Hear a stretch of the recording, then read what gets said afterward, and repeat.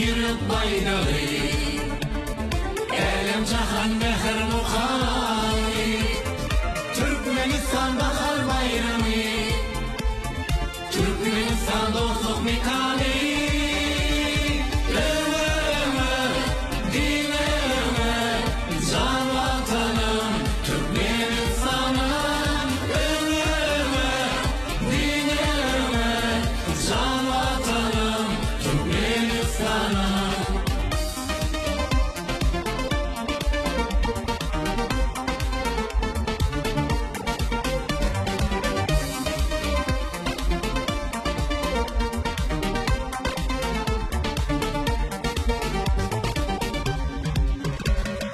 Acıya acap çağım var, yalkın saç yaşam çırağım var.